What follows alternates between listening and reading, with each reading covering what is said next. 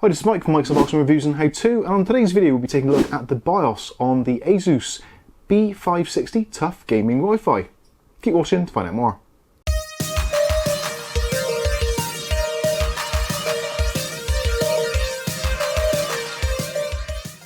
Okay, so this is the main BIOS on the TUF Gaming B560 Plus Wi-Fi, currently on BIOS version 10.17, so depending which BIOS version you're on and also when you're actually watching this video, yours may be slightly different, but we'll give you a broad stroke tour across the BIOS and take a look at all the various settings. We'll go over some of the key ones which some of you are probably going to want to be using, such as XMP, things like resizable bar, the APE2 setting for performance, and also other things like secure boot and TPM, etc. So first of all, we're greeted with the main screen. So this is in easy mode, as we can see at the top here, and we've got some few easy settings to do, hence the name. So top left hand corner, we've got the time and date, which of course you can change by clicking the settings cog. We've got our language, which you can choose your preferred language. We've also got the search option, so if there's a specific title or thing you need to look for, you can just type it in the search box or go into the search setting. You've also got Aurora, so this is the Aurora LED system, which you can click on, or you can choose F4, so hotkeys are available. And in this section, you can turn on all your LEDs. Stealth mode, so turns them all off, but they'll be disabled, Aurora only. Yeah, you get the general idea. There's settings in there you can play with. They will actually only update after a restart, so you will need to make your change, then restart, and then it will save the changes.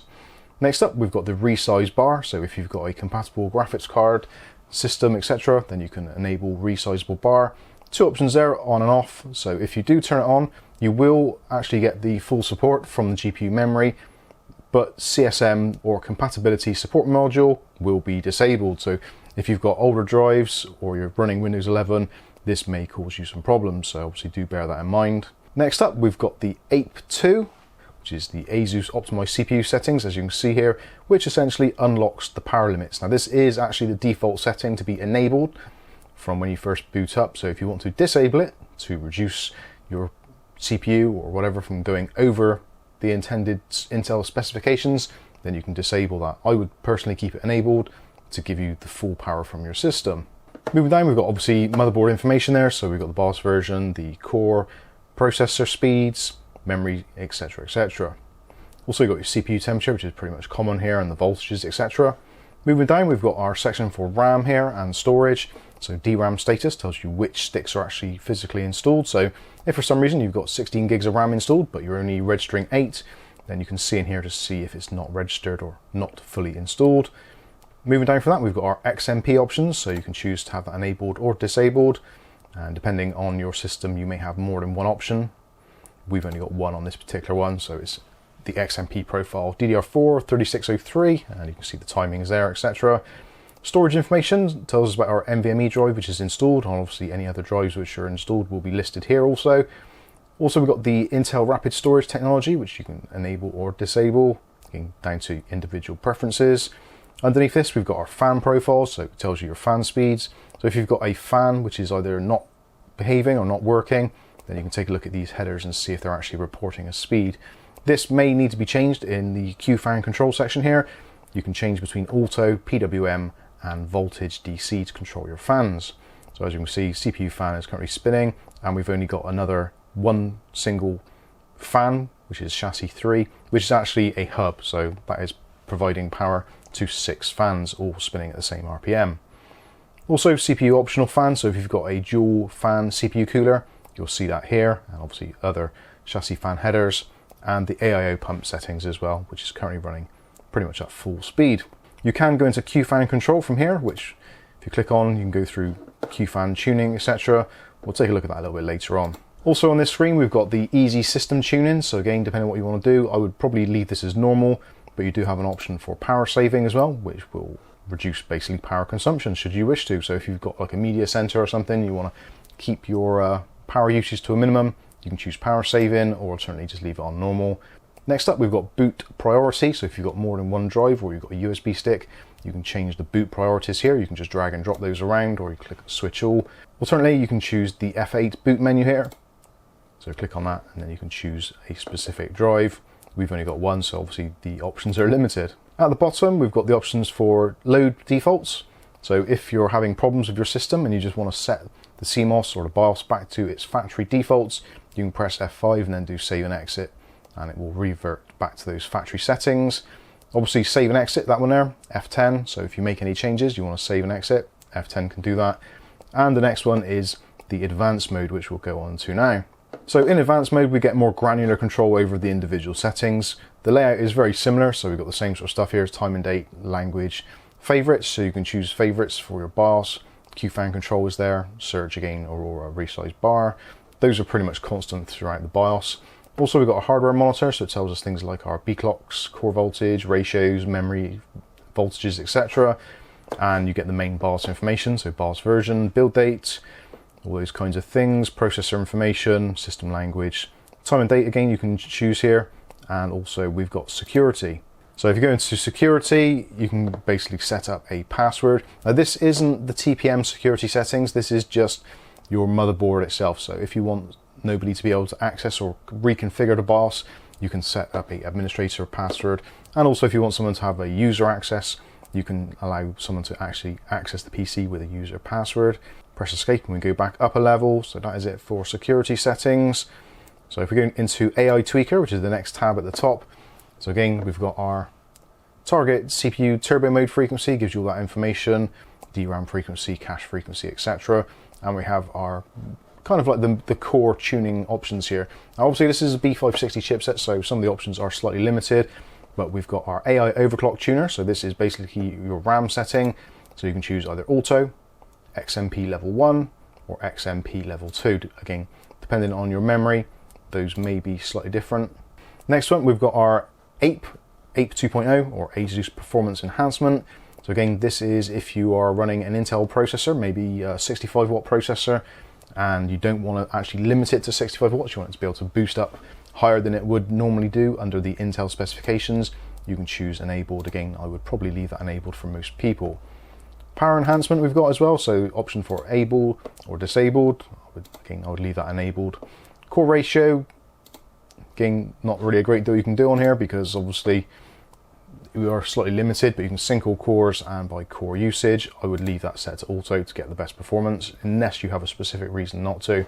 DRAM ratio, so if the DRAM is kind of outside of the normal ratio of the actual mega transfers that is available from your particular processor, then again I would leave that as enabled, otherwise you may actually find a performance downgrade. Again, that's going to be dependent on your memory and also your processor's abilities. DRAM frequency, so if you've got some RAM which is slightly higher spec than what the Intel specification actually allows for, you can choose that. If you're having problems with stability, then obviously you can choose a different frequency. Now this does actually give options for some crazy speeds here, up to 8,533 megahertz, although it's not megahertz, it's mega transfers technically. So anyway, the less said about that the better.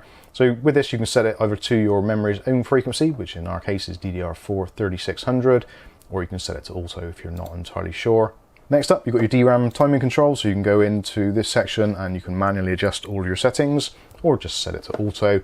Or if your XMP is not registering what your memory actually is, so it's not reading the ROMs on the chips correctly, you can manually enter the settings in here. This again, if you're having problems with memory crashing, etc., or your memory is not on the QVL or the verified vendors list, so sometimes memory will XMP over and above what it's actually intended to. So okay, you can put your manual settings in there. Next up, you've got your Digi Plus VRM. So this is things like your load line calibration, your CPU power phase control, VRM thermal control, etc. Again, if you want to, you can have things enabled, disabled, etc. Make the changes there, standard, extreme. I would, for stability's sake and for reliability, it's probably a good idea just to leave these at their normal factory default settings, unless you know exactly what it is you're doing. Next up, we've got the internal CPU power management. Again, these are pretty much most of the kind of same settings, which are really controlled by the APE 2.0 settings. Again, I would leave these to auto unless you know specifically what you're doing. Next up, we've got Tweaker's Paradise. Again, more of the same. So you've got real-time memory, timing, F-clock frequency for early power on, all that kind of stuff. So you can have a quick look through there and see if there's anything of use to you. Most people are probably going to leave that well alone, and I personally would just leave it to auto unless you have specific problems. This is a section where you can choose your minimum CPU cache ratio and also the maximum. So if you want to either downclock your processor for some reason, you can do. And also you've got things like your CPU core cache voltages, your DRAM voltage, which you can apply manually should you wish to. Your CPU VCIO voltage, again, you can set that to auto, or you can configure it yourself, just manually type it in. CPU standby, etc, etc. So that is pretty much it for the AI tweaker. So let's head over into advanced. So in this, we've got lots of individual settings, so we'll take our time and go through these. So platform miscellaneous configuration. So we've got things like your PCI Express native power management, etc. All these kinds of settings near DMI level control, ASPM, PAG, which is the PCI Express graphics, and also we have PCI Express clock gating. Again, unless you know exactly what you're doing, I would leave all of these set to their default settings. Next up, CPU configuration. So it tells you about your CPU configuration, cores, etc. And also you can make some adjustments in here. So you've got things like your TCC offset time windows, hardware prefetcher, Intel VMX. So if you want to have virtualization, so if you're running virtual machines or some kind of hypervisor, that kind of thing, then you may want to enable that. So that is your kind of virtualization settings. Active processor cores, you can choose from all, or you can choose individuals. Overclocking lock, again, I would leave that as disabled to get the most out of your processor. You can if you want to. If you're struggling with heat or thermals, then you can obviously change that to enabled, and that will reduce the ability of overclocking automatically through the motherboard. Hyperthreading, we've got enabled or disabled. So again, in some instances, you may wish to disable hyperthreading, which will reduce your core count or thread count from 12 threads down to 6 on this particular processor. Essentially, it will halve your processor's abilities should you have hyperthreading enabled on your processor. Also, we've got CPU power management control, so we can go into that one. And you've got speed step, which you can set to auto. Speed shift technology, turbo modes. Again, you can disable those should you wish to. And acoustic noise settings. So we can go through and use noise mitigation, etc. I don't know what any of this is, if I'm completely honest with you. But yeah, it is there should you wish to play with it. Next up, we've got the CPU C states. So I would again set that to auto unless you have a specific reason not to. If you go to enabled, it gives you all the individual C states, so C3, C6 through, etc, etc. So yeah, again, you can change all those should you wish to. I'm going to set those back to auto. So thermal monitor, you've got enabled or disabled. So that is basically to enable or disable the thermal monitoring. So that's for if the processor is getting too warm or going above the rated specs, it will kind of clock down, etc. And we got the dual tau boost. Again, you can choose that as enabled or disabled. Next up, we've got the system agent configuration. So this is probably not particularly the best way of explaining what it is. So this is basically your virtualization stuff, so VTD, and options for if you want to enable that or disable it. So if you want the IO MMU, you can choose to enable or disable. Again, this is more for virtual machines, that kind of stuff. You've got memory configuration. So you've got your memory remap, which you can choose to enable or disable. Graphics configuration is what a lot of you are probably going to be looking at, especially if you've got an inbuilt iGPU. So if you want to have a primary display, such as a graphics card, to boot first or to be your main monitor, then you can choose PEG or PCIe. If you want to use the CPU, then you can use CPU graphics. So that is pretty straightforward. If you've only got a dedicated GPU, but you've still got an iGPU, just leave that to auto and it'll work out for itself, whatever is connected. Also, we've got iGPU multi-monitor, so if you want to make use of the onboard graphics, so in this case, the Intel 630, and you're using a discrete graphics card as well, then you can choose to have that enabled. So some certain tasks and some programs will make use of the onboard graphics and able to kind of speed things up, such as quick sync and that kind of stuff for Adobe.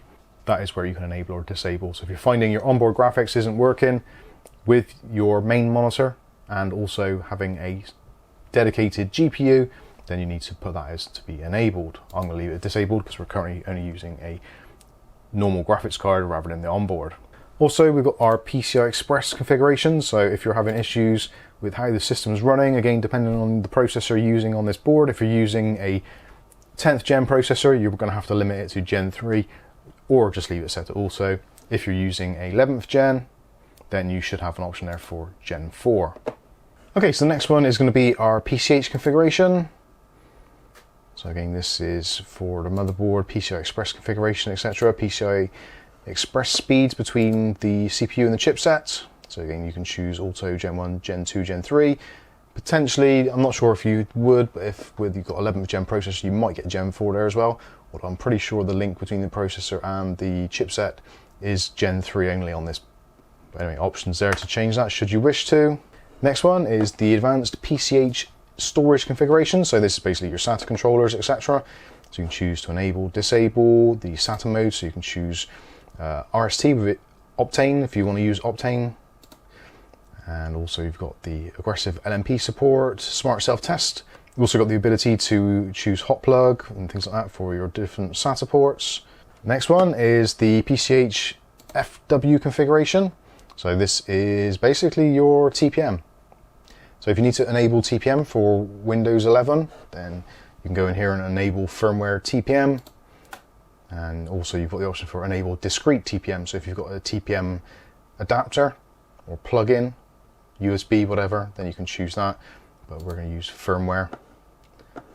And you get a message about this, etc. So yeah, just leave that as it is. So yeah, that's your TPM.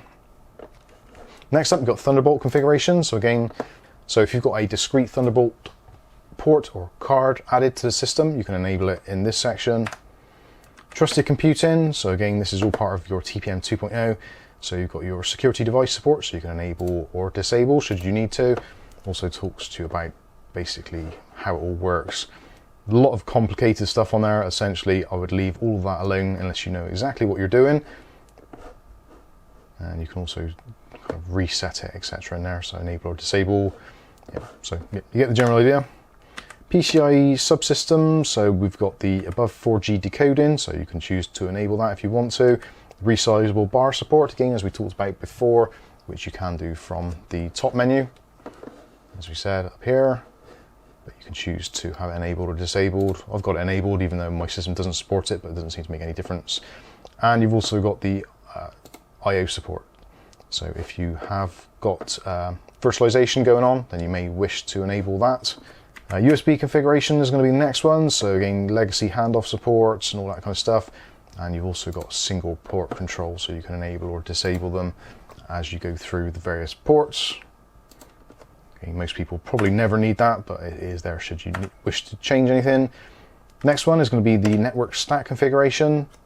So you can go into network stack and you can enable or disable the network stack. Again, you probably won't need that unless you have a specific reason to. It doesn't affect the actual working of the actual onboard network, so yeah, you can just leave that as it is. NVMe configuration, so it tells you about your NVMe drives and gives you the details. You've got test options and all that kind of stuff there. Very generic stuff there. Next one is the onboard devices. So this is one which you may be looking for particularly. So if you're using a separate sound card, you may wish to disable your HD audio. So you can choose disabled or enabled there. Your Realtek LAN controllers, for some reason, if you wish to disable it, you can do from there. Maybe if you're using the Wi-Fi instead, then certainly you could do that. The USB power delivery in soft off state, some of you may wish to change that. So if you've got a USB keyboard and mouse and it's staying illuminated when the system is in sleep mode, you may wish to disable that and to turn off the LEDs on your peripherals, that kind of stuff. Also, you've got connectivity mode for the Bluetooth and Wi-Fi, so that is either enabled or disabled. Doesn't appear to be a way of actually turning off either individually, so if you've got Wi-Fi on, Bluetooth is on as well. Doesn't seem to be any obvious way of changing that I can tell at the moment. LED lighting, so again you can choose to turn your RGBs off, so Aurora off, stealth mode or only blah blah blah, all on, etc. Quite useful if you want your system to be in a bedroom or something and you want it to hibernate but not turn off, but you want to turn the lights off, so you can use that. M.2 configuration, so again this is probably best set to auto, but you can, if you want to, configure your M.2 slot 2, which is the bottom one running off the chipset. You can choose it to be either SATA or PCIe. Generally, most systems will auto detect, so you can leave that as auto detect. Next, we've got serial port configuration. I generally disable it, but the default setting is enabled. Next one is the APM configuration. So again, this is about restoring AC power, etc., ERP ready. Generally, most of this I would probably leave as it is in the default settings. You may want to change that, so if it's a server or something and you want the power to come back on, or the system to power up itself after AC power loss, you could leave it like that. Or last state power off, for most people, is probably going to be fine. Max power saving, again, this is for saving energy, ERP ready. If your location requires it or your business requires it, you can enable ERP to reduce energy consumption. You've also got power on by PCIe, which you may want if you've got a PCI Express LAN card, which is connected to the network. And also you've got power on by RTC, so that is the real-time clock. So if you want the system to automatically power on a specific time, you can enable that and then choose the time, etc., etc. Again, very much a niche thing, but some of you may want it. Next one, HDD SSD smart information, so you can read the smart information. I've got no drives connected, so we can't see anything there. And that is it for advanced. Next up, we've got monitor. So this isn't your screen, this is actually monitoring the system. So you've got things like the temperature monitor, which tells you your CPU temperature, chipset temperature, all that kind of stuff. Fan speed monitor, again, similar sort of deal as what we saw on the main screen. We've got voltage monitor, again, more of the same. QFan configuration, so this is manual settings for the QFan, so you can go in and adjust all that entirely how you want to, but there's a much easier way of doing that, which we'll look at a little bit later. Chassis intrusion detection support, you can choose on and off, and CPU temperature LED switch, you can have enabled or disabled. I haven't found a LED switch which actually works in that at all, so yeah, whatever. So next one is boot. So this is options here. So CSM, so if you've got older hard drives, you can turn that on and you can launch CSM. We're running Windows 11, so we can't use CSM. Also, you've got secure boots, which again, if you're using Windows 11, then you really should have this set to on. Boot configuration, so you've got fast boot enabled, boot logo display, all that kind of usual stuff.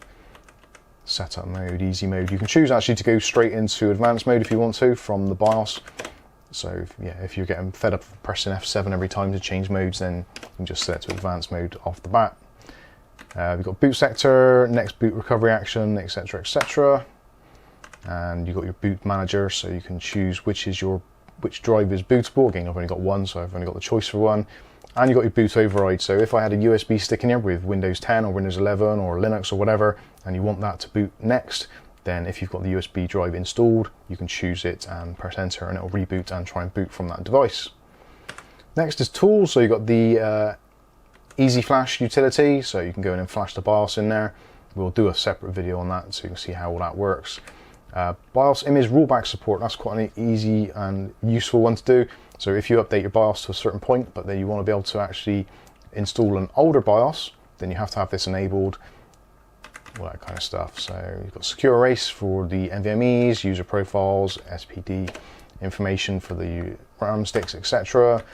Armoury Crate, you can choose to forcibly install that or download it in Windows. So basically when you've installed Windows, it'll pop up every now and then saying, do you want to install Armoury Crate? So also that is disabled, I think.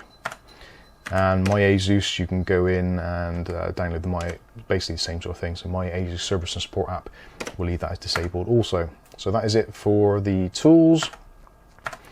Before we exit, we'll take a look at the fan control, which is something which a lot of you will probably end up using. So fan control, you go to F6. So this is like the visual version of what was in the previous menus. So you've got QFan tuning. So that's the first thing you want to do when you're setting up your system. Hit QFan tuning. It will detect all the high and low spots of the fan RPMs, etc. And you can go ahead and then configure the fans after. Don't do it first. Do QFan tuning first. That is definitely something you should be definitely doing. CPU fan, so you've got auto detect. You can choose either DC mode, so if you've got a 3-pin fan, choose DC mode. If you've got 4-pin PWM mode, then choose PWM. So we're going to go ahead and choose PWM for our CPU fan because it is, well, yeah, it is a PWM style header on there. Just check and see if it is. Our chassis fan, we've not got one connected to one 2, but we've got one on 3. So you can see I've done a custom configuration there. So literally what we do is just move these around and it tells you where it is. You can, if you want to, just set them as either standard, silent, turbo, full speed. Or if you want to move these around, you have to choose manual. You can't choose turbo and then manually adjust them. You have to set it to manual, so do make sure you do that. Again, chassis fan 3, you can choose DC mode or PWM. If you find your fans aren't responding in the way that they would be normally, or they're ramping up way too high, you may want to choose between the two here. Now the fan controller we've got here is the up here one, which I'm pretty sure actually uses PWM. I could be wrong on that. It does appear to be working right like that anyway. Next one, we've got the AIO pump header. So again, if you're finding your AIO pump is a little bit on the noisy side at 100%, then you can set some sort of curve here. Now our AIO pump is actually a DC mode, so we can set it to DC mode. I've set it so that it's 100% at 70 degrees if it ever gets there, and slightly lower. 47 degrees, it will be 84%, and kind of like it boot up and that sort of thing. From 0 up to where it needs to be there on that curve. Yeah, it's much lower, so 67%. So we haven't got the fan running at 100% all the time. Obviously, if you want to, you can just move those all the way up, and your AIO will basically run at 100% all the time. When you move anything, click apply, and then it will set your changes. So there we go. That is basically the motherboard all done and dusted. There's nothing else really that I can go over. If you've got any comments or questions about anything in this, then feel free to let me know in the comment section, and I'll try and go through it in more detail in the comment section. Or alternatively, you can join our Discord, and if there's any problems, questions, or issues, then please do let me know. Okay, so there you go. There is a tour of the B560 Tough Gaming motherboard from ASUS. Lots of things in there to play around with, a lot of stuff in there you probably don't want to play around with. I think the main ones are going to be the XMP, probably your TPM settings, maybe a bit of virtualization, and for sure the QFan support, and possibly even BIOS flashing. So 5 things really that you might be looking for in that setup. Other than that, there's a few little gotchas which you may have to consider if you're watching this, because you cannot get your NVMe drive to be detected in the top slot. If you're using a 10th generation processor from Intel, then sadly that top slot will not be available, because that runs off of the PCI Express link to the processor, which is only supported in 11th gen processors. So yeah, if you can't see your NVMe drive in the top slot, there's a very good reason. It's because it's actually disabled for some processors, so you need to put your M.2 drive in the bottom slot. Anyway, I've waffled on for way too long. Hopefully you've enjoyed the video. If you have, smash the like button, and don't forget, if you want to see more content like this, hit the subscribe button, and you'll get more stuff like this in your feed on a daily basis. So I've been Mike, this is Mike's Unboxing Reviews and How To, and hopefully we'll catch you in the very next video. Thanks for watching.